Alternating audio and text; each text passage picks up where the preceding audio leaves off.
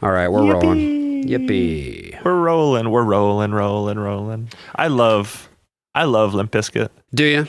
Yeah, I do. I actually Is that true? do. Yeah. Oh, yeah, it is. Have I never shown you my Limp Bizkit tattoo? Do you want to see it right now? You're not serious. Do you want to see it right now? I mean, yes. Hold on. No fucking way. What? Hold on. You have a tattoo that says... Wait, so listener, this is not a joke. June has a tattoo on her right shoulder that says, "It's just one of those days." That is insane. It was one of the, sometimes you get a tattoo when you're sort of on a borderline fugue state. You're sort of going through, you have possessed you to get the Limp Bizkit tattoo? That's nuts. It was a long story that I don't feel like revealing on this show at the moment. Basically, it was about a 12-hour listening session of Limp Bizkit. And so it was like around Thanksgiving. It was a deep psychosis like 3 years ago, and it was wonderful. It was a wonderful moment. I got that exact tattoo, different spot. We all got different spots, but that exact tattoo with 4 different people at 2 a.m. There happened to be a tattoo shop that was open until 2 a.m. So we were getting tattoos at 1 a.m, like the day after Thanksgiving. After listening to Limp Bizkit for like 12 hours straight, I swear to God.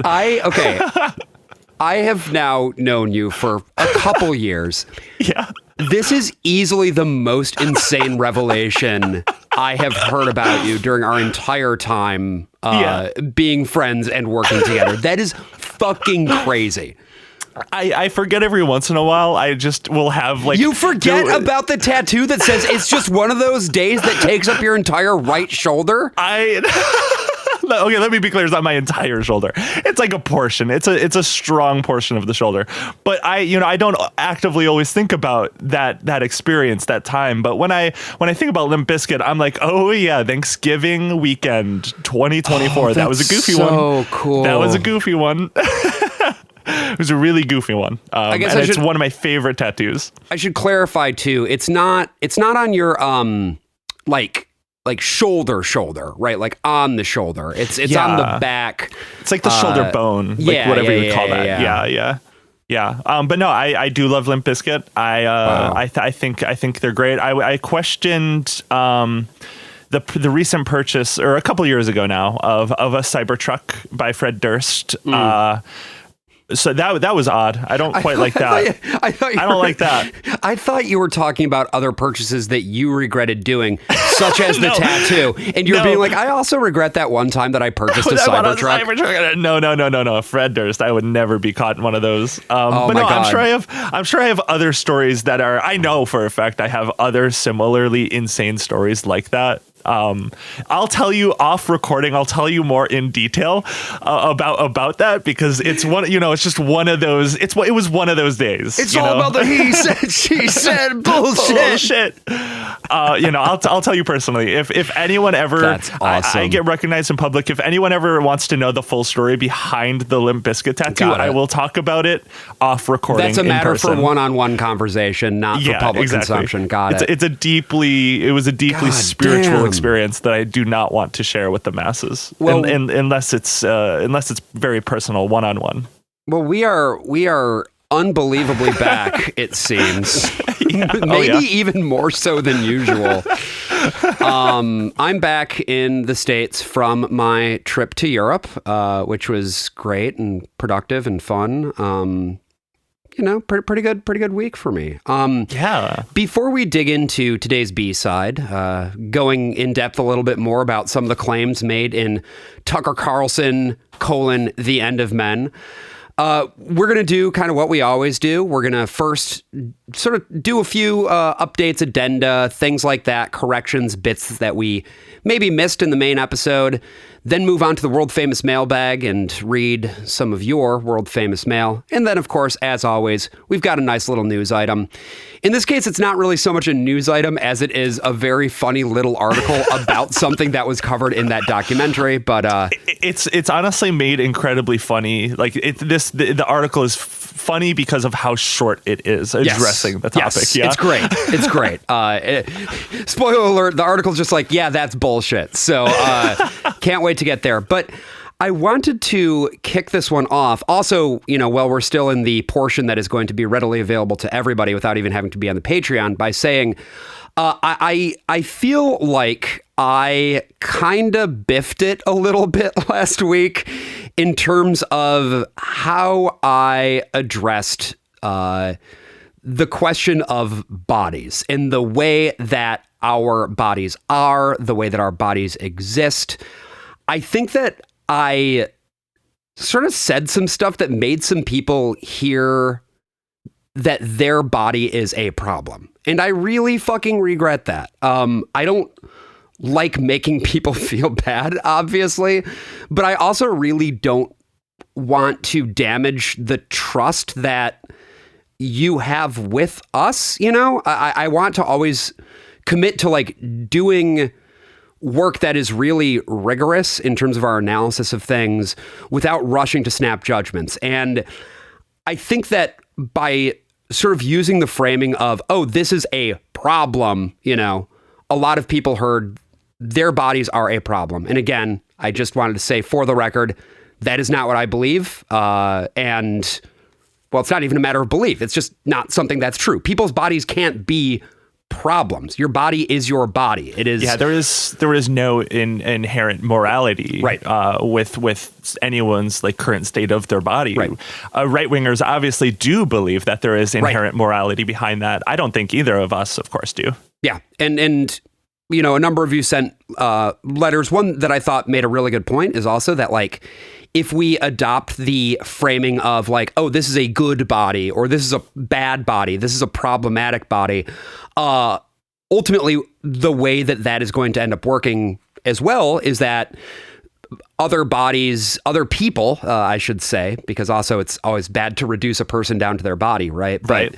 But the people who are going to be most affected by that kind of framing are going to be the peoples whose bodies are most discriminated against by the systems that operate in our world, and especially in the United States and Western culture more broadly, I guess. And we are in a particular moment where fat phobia is like sort of on the rise again. Like I don't, it definitely correlates heavily with like the aesthetic rise of fascism in the United States. I believe, among other things. I think like just the way that social media probably like sort of tries to police different people and like different, like, like how people will go on Twitter and be super transphobic. It's just like sort of that force, that like fascistic force underlying a lot of it is also just like society is getting a lot meaner and it's not great. Yes. And that's the other thing too, is like in a time where everybody is feeling, people are given more and more license to just be extremely fucking mean. I don't know. I regret contributing to that, I guess, in sort of the way that I raise some things. I mean, just a little bit of where I come at it from just personally, too, is like I have a disease that makes it incredibly fucking difficult to put on weight because my body doesn't process nutrition in the way that most bodies do. It's different, obviously, because of how thinner bodies are treated and fetishized as opposed to larger bodies where if you're skinny, that's often seen as like a fucking sign of virtue or whatever. But with that said, I'm also no stranger to unwelcome comments, and it's just not anybody's fucking business, right? Like your health is your business, and we have a healthcare system that is quite insistent on making everybody's body sort of fit one ideal, one shape. Mm-hmm. And it's just not the way that it should be, everybody. And it also then gives way to, as you were saying, June, the very like moralistic, fascistic framing of the Maha movement, where it's like, well, why don't you just choose to like eat a little better? Why don't you just work out more? Why don't you just do that? And I worry that like that is also what people heard in what I said, which again, that's just not my position, but I can understand if that's what people heard. For sure. Yeah. No, I think, one of those moments. It's one of those. It was just one of those days. It was just one of those days. No, I hope we've clarified at least a little bit where we're coming from, because we did not mean those maybe sort of glib comments in the way that I think they came across. So deeply apologize for that.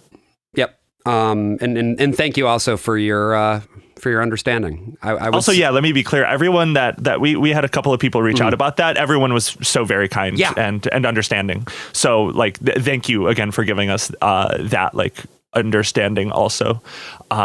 Deeply appreciated. So I don't know about you, Josh, but I've been sort of following your lead a little bit. I know you've been going on a lot of podcasts. I've been going on a couple here and there, maybe not as much as you, but I've been trying to put in the time, go in the podcasting minds outside of my two shows that I do. I do like the way that you framed that up, though, saying I don't know about you, but I have been following your lead. I know. I do know about you, actually. I'm very familiar with you. I was going to go one way with it, but then I was like, actually, this is better to say. I've been following my lead as well. Yeah. Yeah, what have you done? What have you been? I recently, this last week, I went on Cancel Me Daddy. Okay. It's a wonderful little podcast where basically the premise is they cancel a different person every episode. We canceled Pete Hegseth. Yes. So we sort of went through like his previous work, even before a little bit before Fox News. When he was on Fox News, I wasn't actually very familiar with a lot of his time on Fox News, so that was fun. And then of course in the White House. So that was wonderful. We just talked about that a little bit. And then I also went on the Daily Zeitgeist. That episode just came out today. If you're familiar with it, it's just like a general political news. Yeah, that's a big show. That's an iHeart show. Yeah, iHeart show. It was really fun. I love both Miles and Jack. That was my second time on there. Nice. Very fun show. We talked a lot about the recent Trump rally where the guy collapsed. Did you see that? The guy that passed out at the recent rally in Kentucky? He endorsed Jake Paul, and then 10 minutes later, some guy fainted behind him. And the best part is Trump was it was delaying the rally by 5 to 10 minutes. And Trump goes, we should play some music. Someone play Ave Maria. Play Ave Maria. Play Ave Maria. That's so good. It's so good. It's just... And then he's like, is there a doctor? Is there a doctor? And he's like, oh my God, look who it is. It's Dr. Oz. The only doctor in the place was fucking Dr. Oz. He's so fucking funny. I know this is not an original thought. I'm not the first person to express it, but God, if only he wasn't president of the United States, right? I know. I will say this time and time again. I just wish he hosted a morning talk show or something like that, like a Sunday show. If he could if he could do a Wendy Williams style thing, right? Literally, that's and then all also I want. Yeah. Edit page 6 for the New York Post. That's all I need in life. Yeah. Unfortunately, it's a shame he's the most evil person in America right now. Well, but yeah, that's cool though. Again, 2 fun shows. Yeah. So that's what I've been up to. Nice. I have also been going on podcasts in case I followed your lead. Yeah, you did. I don't know about you, but I followed your lead. We're gonna have to start saying, I don't know about you, but I followed your lead. I went on, oh God, what have I been on? I went on No Gods, No Mayors. That just came out. Oh, fuck yeah. That's a fun one. I went on Trash Future again. I went on 10,000 Posts. Coming up. All the British shows. Yeah. You betrayed us. You betrayed America. I was in Britain. When in Britain, do as the British do, right? And then I also went on...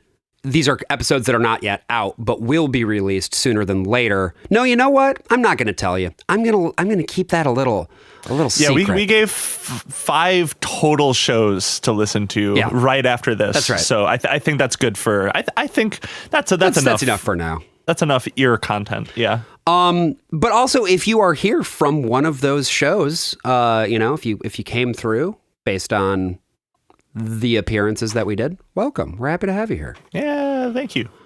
Yippee!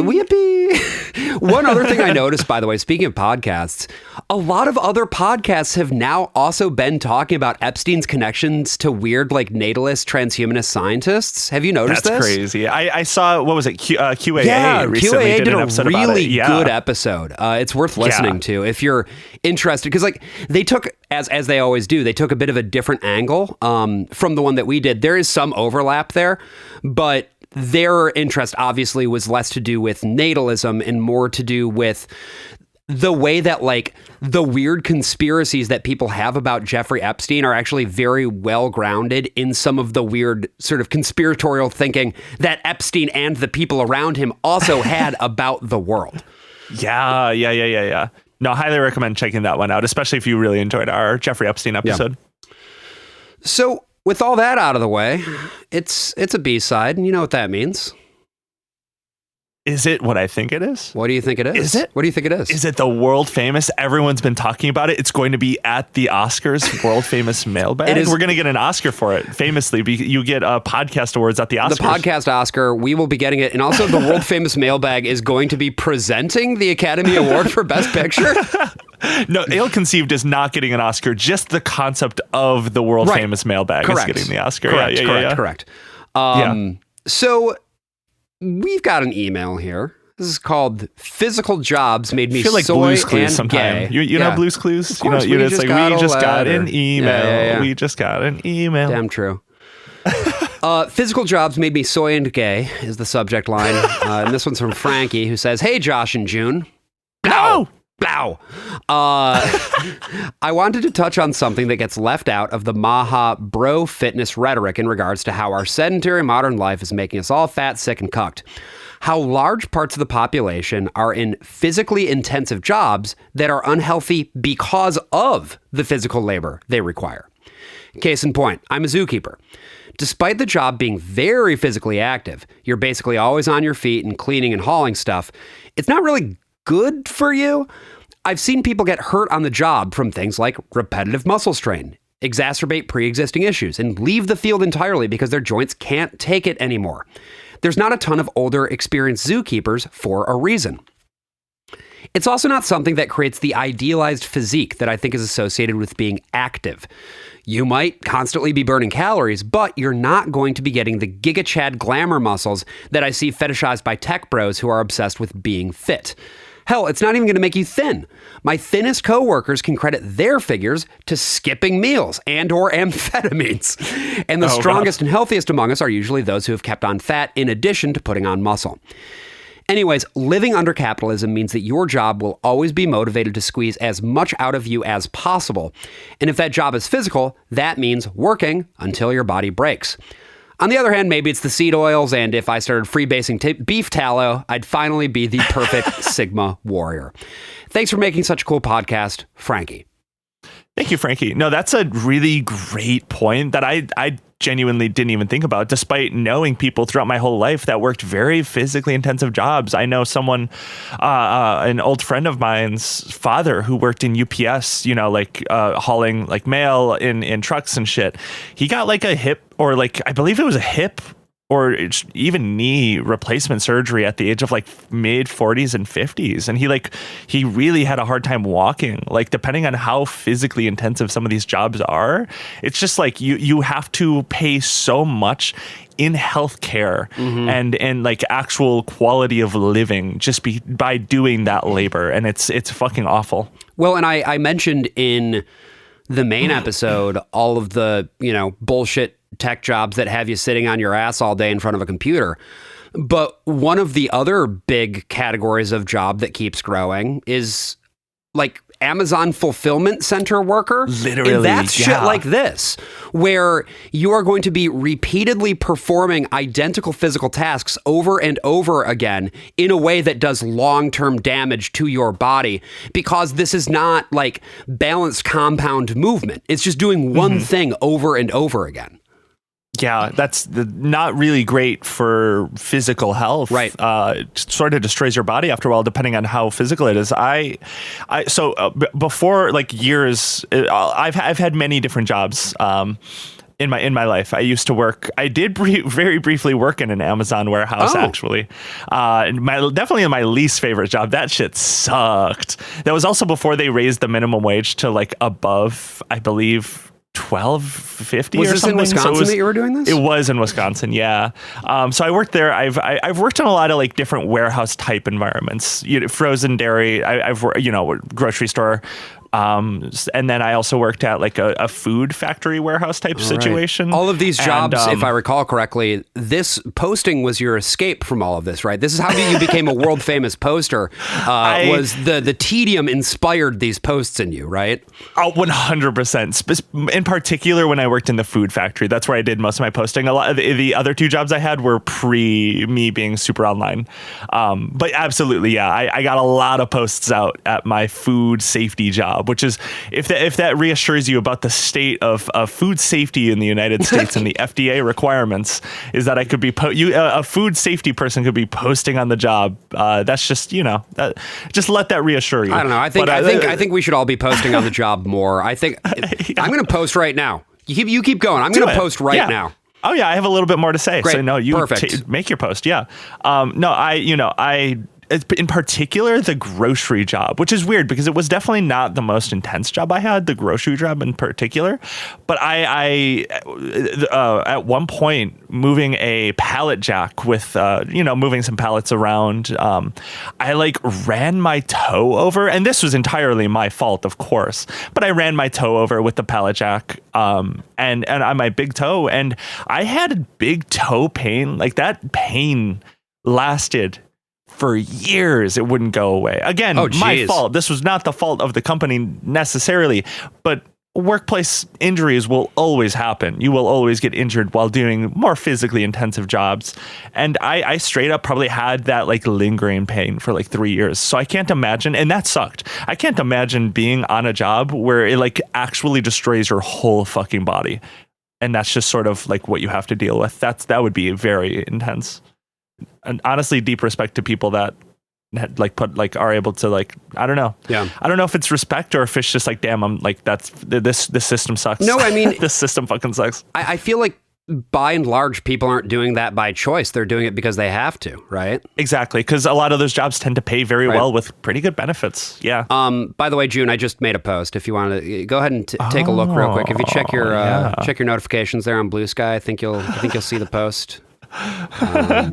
Just oh my god, that's a great post. Thanks. I'm going to so you posted this. Yeah. I'm going to repost go ahead. it. I'll talk for a little bit, and if you want to make a post too, go for it, because yeah, get going. Come on, get it going. I got a little something. Great. All right, let me spin up a thought here. So I think like this is a big mistake that a lot of people tend to make, is just conflating the idea of being physically active with being physically fit. Those are two different things.